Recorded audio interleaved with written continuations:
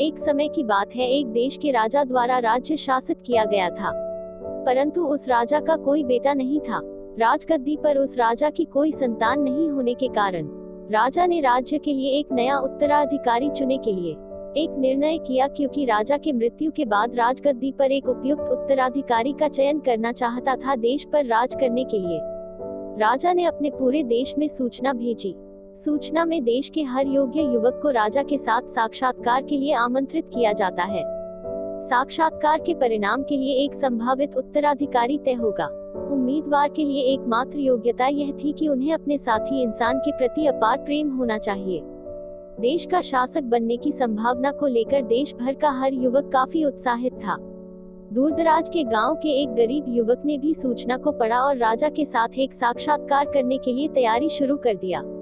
वह युवक कठिन काम कर रहा था, लेकिन वह विभिन्न परिस्थितियों के कारण बहुत गरीब था। युवक के पास राजा की दृष्टि में प्रस्तुत करने के लिए कोई अच्छे कपड़े नहीं थे, तो युवक ने बहुत कड़ी मेहनत की और कुछ पैसे बचाए, उससे उचित पोशाक खरीदे साक्षात्कार के लिए, और युवक महल की तरफ निकल गया। वह कई दिनों की यात्रा करने के बाद युवक उस राज्य के सड़क के किनारे से एक गरीब भिखारी की तरफ पहुंचा। ठंड में कांपते गरीब भिखारी ने अपने हाथ बढ़ाए और निवेदन किया। उसकी कमजोर आवाज ने कहा, भूखे और ठंड में कृपया मेरी मदद करो मालिक।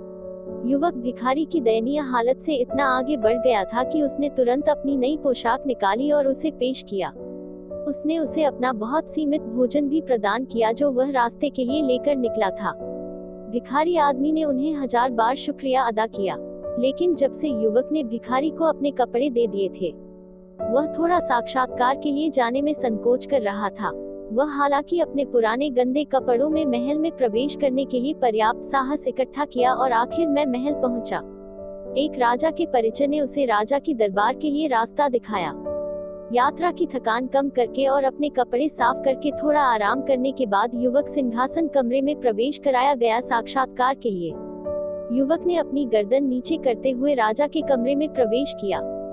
जब युवक ने अपनी आंखें उठाई तो वह आश्चर्यचकित रह गया। जैसा कि उसने देखा कि राजा भिखारी के समान दिखता था जिससे वह रास्ते में मिला था। राजा ने आदमी की आंख में सदमा देखा और कहा कि हाँ, मैं वही भिखारी हूँ जिससे तुम रास्ते में मिले थे, लेकिन तुमने एक भिखारी की तरह खुद को तैयार क्यों किया? तुम एक राजा हो। खैर, आपने मेरे साथ ऐसा क्यों किया? कुछ धैर्य रखने के बाद युवक ने जवाब दिया, क्योंकि मुझे यकीन है कि तुम में एक अच्छा दिल है और तुम वास्तव में अपने साथी मनुष्यों से प्यार करते हो। राजा ने कहा, मैं जानता हूँ कि अगर मैं एक राजा की तरह तुम्हारे सामने आया तो तुम मुझे प्रभावित करने के लिए कुछ भी कर सकते थे, लेकिन इस तरह मैं कभी नहीं जान पाता कि वास्तव में तुम्हारे दिल में क्या है। उदारता और बदले में कुछ भी उम्मीद किए बिना जरूरत में एक के लिए प्यार एक महान दिल का संकेत है। भिखारी के प्रति अपने प्रेम उदारता को देखकर साबित कर दिया कि तुम ईमानदारी से अपने साथी मनुष्यों से प्यार करते हो। इस देश को एक ऐसे राजा की जरूरत है जो देश के सभी के कल्याण के लिए काम करे, न कि केवल वे लोग जो सिंहासन की पेशकश और उन्हें पूरा करेंगे। तुमने साबित कर दिया है कि तुम मेरे उत्तराधिकारी बनने के लिए सही व्यक्ति हो। युवक ने राजा के पद को बड़े आदर से अपनाया और उन्हें वादा किया कि वह अपने कर्तव्य का पालन करेगा। आप जीवन में देखते हैं, दयालुता बुद्धि से अधिक महत्वपूर्ण है और इसकी मान्यता ज्ञान की शुरुआत है। हमारे साथी मनुष्यों के प्रति करुणा और प्रेम से भरा दिल सबसे बड़ा उपहार है जो हम दुनिया को दे सकते हैं। इस देश में एक राजा आज अमीर और ग्लैमरस हो सकता है, शक्ति और सभी हो सकता है, लेकिन इस राज्य के एक भिखारी के एक अमीर दिल की तुलना में बेकार है। ऐसे अनोखी कहानियाँ देखने के लिए धन्यवाद। हमेशा खुश रहें और धन्य रहे। ऐसी और रोमांचक कहानियाँ सुनने के लिए हमारा चैनल लाइक और सब्सक्राइब जरूर करें। हाँ, और बेल आइकन दबाना ना भूलें।